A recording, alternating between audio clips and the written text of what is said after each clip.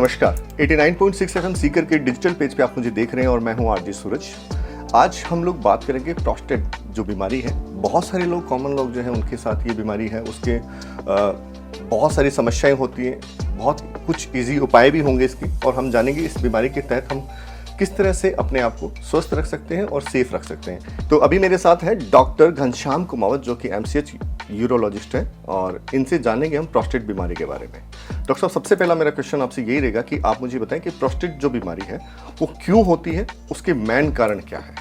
देखिए, सबसे पहले तो मैं ये क्लियर करना चाहूँगा कि प्रोस्टेट कोई बीमारी नहीं है। ये एक नॉर्मल ग्रंथि है, हर आदमी में होती है, लेकिन उम्र के साथ ये बढ़ सकती है। 40 के बाद बहुत से लोगों में बढ़ती है। मेनली तो इसलिए बढ़ती है कि हार्मोनल चेंजेस होते हैं बॉडी में। कुछ हार्मोनल, जैसे टेस्टोस्टेरोन हार्मोन है, उसका इम्बेलेंस थोड़ा सा होता है 40 के बाद में।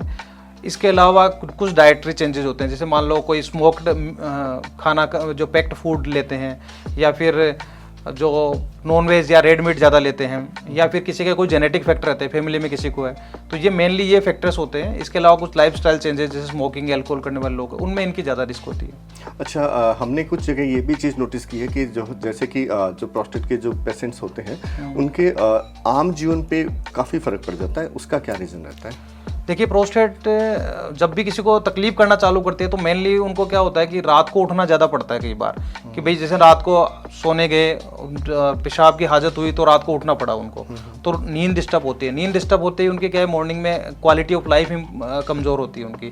इसके अलावा जब भी वो यूरिन करने जाते हैं तो बार बार यूरिन जाना पड़ता है। मान लो कहीं कोई काम कर रहा है, उसको बार बार यूरिन जाना पड़ रहा है तो वो डिस्टर्ब होता है। इसके अलावा वहाँ यूरिन गए, जोर लगाना पड़ रहा है, यूरिन आया नहीं पूरा प्रॉपर से, फिर आके बैठे आप काम करने लगे, फिर यूरिन की हाजत हुई, फिर गए, फिर प्रॉपर नहीं आए, कई बार कपड़ों में निकल जाता है तो उनको एम्ब्रेसमेंट फील होता है, या फिर कपड़ों में स्मेल आने लग जाती है। तो basically quality of life disturb करने लग जाती है कई बार। जैसे कि अगर मान लीजिए हम इस प्रॉब्लम्स को फेस कर रहे हैं तो इस स्थिति में हमारी क्या डाइट से चाहिए, हमारा जो रूटीन वर्क है, जो हमारे काम पे भी काफ़ी ज़्यादा इफेक्ट पड़ सकता है इस चीज़ को लेके, तो किस तरह का शेड्यूल होना चाहिए डे टाइम क्लिनिक? सबसे पहले तो देखिए, इसके लिए जब भी किसी को ये प्रॉब्लम हो तो अपने यूरोलॉजिस्ट से सलाह जरूर लें, और उसके बाद में इवनिंग टाइम पे हम फ्लूइड इंटेक जो भी होता है, पानी, चाय, दूध वगैरह यदि आप कोई पीता है शाम के टाइम पे 6-7 बजे के बाद में, तो हम उसको अवॉइड करते हैं कि ताकि रात को उठना नहीं पड़े और बार बार यूरिन नहीं जाना पड़े।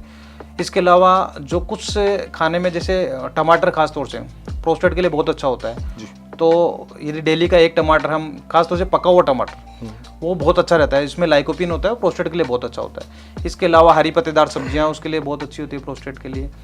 प्रोस्टेट के लिए जो कुछ फ्रूट्स होते हैं, जैसे पपीता हुआ, ये बहुत अच्छा होता है, अनार हुआ, ये बहुत अच्छा होता है। हम अब ग्रीन टी है जैसे, ये अच्छी होती है, लेकिन इसको हम डे टाइम एडवाइस करते हैं। इवनिंग टाइम पे हम लिक्विड अवॉइड ही करते हैं। तो ये, और अवॉइड हमें क्या करना है कि जो खासतौर से जो स्मोक्ड मीट है या रेड मीट है, उसको हम अवॉइड करते हैं। एक्चुअली क्या होता है सर, सबसे ज़्यादा इसके अंदर यूरिन में इश्यूज रहते हैं। हाँ, यूरिन इश्यूज ज़्यादा रहते हैं, बाथरूम नहीं आना, जैसा आपने बताया। तो इसके लिए हमें स्पेशली क्या लिक्विड लेना चाहिए या नहीं लेना चाहिए, या एक एवरेज उसके लिए एक एवरेज एक वो बनाया हुआ है कि उतना ले सकते हैं आप? लगभग 2.5 से 3 लीटर हम एडवाइज करते हैं जी। लेकिन लिक्विड ज़्यादा या कम लेने से प्रोस्टेट की समस्या का बहुत ज़्यादा रिलेशन नहीं है। हम केवल इवनिंग टाइम का लिक्विड कम करते हैं। अच्छा। ताकि रात को उठने से क्वालिटी ऑफ लाइफ डिस्टर्ब नहीं हो, क्योंकि प्रोस्टेट सिम्टम्स है ना, स्टार्टिंग में जब आना चालू होते हैं वो रात के टाइम पे पहले आना चालू होते हैं, उसके बाद में दिन में आना चालू होते हैं। तो इसलिए हम पहले रात का जो लिक्विड है उसको एडजस्ट करते हैं, केवल डे टाइम में लेने को बोलते हैं। जितना भी लिक्विड लेना है 2.5 से 3 लीटर, वो दिन में लेना है, और दिन में भी यदि सिम्टम्स आने लगता है तो हम फिर ट्रीटमेंट चालू करते हैं, दवाएं चालू करनी पड़ती है। अच्छा, जैसे कि कुछ मेरे जैसे डॉक्टर बन जाते हैं कि भाई तुम ये दवाई ले लो, तुम वो दवाई ले लो, ठीक है। एक्चुअल में इसका जो मेडिसिन्स का जो है, इस पर क्या इफेक्ट पड़ सकता है आम जनता के लिए? क्योंकि बहुत से लोग जो है वो अपने आप ही सजेशन देने लग जाते हैं, अपने आप ही कहीं से देख के पढ़ के दवाइयाँ लेने लग जाते हैं। तो इसका कितना गलत प्रभाव पड़ सकता है उस व्यक्ति के स्वास्थ्य के ऊपर? देखो, सबसे पहले तो आपने बहुत अच्छा सवाल किया कि बहुत से लोग ओवर द काउंटर मेडिसिन लेते हैं या फिर पढ़ के लेते हैं। सबसे जो मोस्ट कॉमन जो ड्रग्स है जो पेशेंट लेते हैं, कई बार ऐसे आते हैं हमारे पास 20 साल से दवाई ले रहे हैं, यूरिमेक्स डी, बहुत कॉमन दवाई है ये जो प्रोस्टेट के लिए, क्योंकि सबसे पुरानी दवाई यही थी हमारे पास मार्केट में। लेकिन जो इसका डी वाला कंपोनेंट है, ड्यूटास्टेरॉइड वाला कंपोनेंट है, उसकी वजह से बॉडी में बहुत सारे हार्मोनल चेंजेस होने लग जाते हैं। इसके अलावा यदि पेशेंट बाद में हमारे पास आता है तो उसकी वजह से जो कैंसर के डायग्नोसिस के लिए पीएचए टेस्ट कराते हैं वो गलत आता है रिपोर्ट उसकी, कि आपने ड्यूटास्टोड खा ली तो जो ओरिजिनल पीएचए 10 आना था वो हमारी रिपोर्ट में 5 ही आता है, तो आपका हो सकता है वो डायग्नोसिस मिस हो।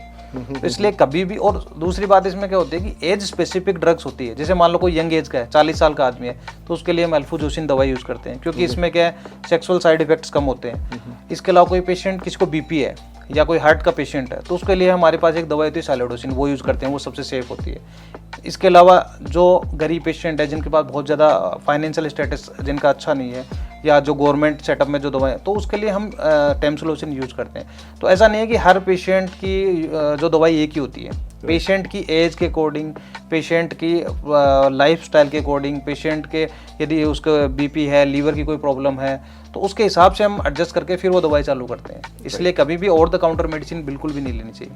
अच्छा, आपने इसके अंदर बताया कि कैंसर से रिलेटेड कुछ बात की, तो मैं जानना चाहूँगा कि प्रोस्टेट के लंबे समय तक रहने के लिए या हो जाता है या फिर किसी कारण से पता नहीं चलता है, तो इसमें परसेंटेज ऑफ कैंसर होने के कितने परसेंट हो जाता है? देखिए, इसमें ऐसा नहीं है कि भाई लंबे समय से प्रोस्टेट है उसकी वजह से कैंसर होता है। कैंसर होने के अलग रिस्क फैक्टर्स होते हैं, जैसे मैंने बताया कि भाई जेनेटिक रिस्क फैक्टर्स हैं, इसके अलावा मोटापा है किसी का, या स्मोक्ड मीट वगैरह वो खाते हैं, रेड मीट वगैरह ज़्यादा खाते हैं, उनमें जो प्रोस्टेट बढ़ती है उनमें कैंसर के संभावनाएं बढ़ती है। तो प्रोस्टेट का बढ़ना कैंसर से ऐसे डायरेक्ट रिलेटेड नहीं है, सब में कैंसर नहीं होता, बहुत कम लोगों में कैंसर होता है इसका, बहुत मतलब लेस देन 5%।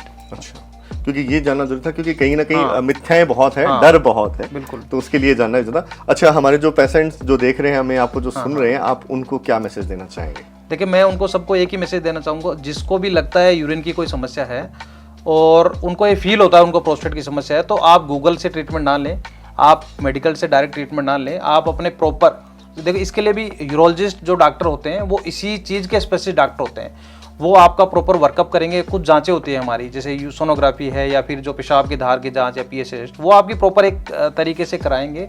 उसके बाद आपको नीड है तो मेडिसिन चालू करेंगे, नीड नहीं है तो आपको कुछ लाइफस्टाइल चेंजेस भी बताएंगे कि भाई जैसे आपको पानी कम पियो, ये सब चीज़ें, क्या खाना है क्या नहीं खाना। कोई जरूरी नहीं आपको दवाई चालू करे, कई बार मरीज इसलिए भी नहीं आते कि भाई दवाई चालू हो जाएगी मेरी जी। तो मैं ये कहूँगा कि आप अपने यूरोलॉजिस्ट से मिलिए और उसके आगे आप फॉलो उनका ऑर्डर करते रहें। ऐसा कुछ नहीं है कि भाई हर बार मेडिसिन या सर्जरी की जरूरत होती है। डॉक्टर साहब, मैं आपसे ये भी जानना चाहूँगा कि इसमें प्रोस्टेट के अंदर ऑपरेशन की स्थिति कब पैदा होती है? हाँ, ये बहुत अच्छा सवाल है और ये बहुत ही ज़रूरी भी है जानने के लिए दर्शकों के लिए, क्योंकि बहुत से लोग क्या होते हैं कि जब भी कोई रिपोर्ट किसी को दिखाते हैं तो कोई कंपाउंडर या फिर कोई जिसको जानकारी नहीं है वो सीधा उनको भेज देते हैं कि ऑपरेशन करा लो आप, तो और पेशेंट डर के हमारा इलाज भी नहीं कराता है। तो ऐसा कभी नहीं होता कि शायद जैसे मान लो किसी का 100 ग्राम है, 200 ग्राम है या 50 ग्राम है तो उसको ऑपरेशन की जरूरत है, ऐसा बिल्कुल भी नहीं है। ये हम डिसाइड करते हैं कि पेशेंट को सिम्टम की सीवियरिटी कितनी है, उनकी जांचों में कितनी प्रॉब्लम्स आ रही है, किसी को गुर्दों में कोई सूजन वगैरह तो नहीं आ रही, किसी का क्रिएटिनिन तो नहीं बढ़ रहा, किसी को उस प्रोस्टेट की वजह से कोई स्टोन वगैरह तो नहीं बन रहे, या पेशाब की थैली तो खराब नहीं हो रही है, या पेशाब की बार बार नलकी तो नहीं लगानी पड़ रही, या बार बार इन्फेक्शन हो रहा है, तभी हम ऑपरेशन एडवाइस करते हैं। नहीं तो ज़्यादातर केसेज में 100 में से 90% केसेज में हमें दवाएं से ही इसमें ट्रीटमेंट होता है। इसलिए ये बहुत जानना जरूरी है कि भाई कितने साइज पे ऑपरेशन करें। Thank you.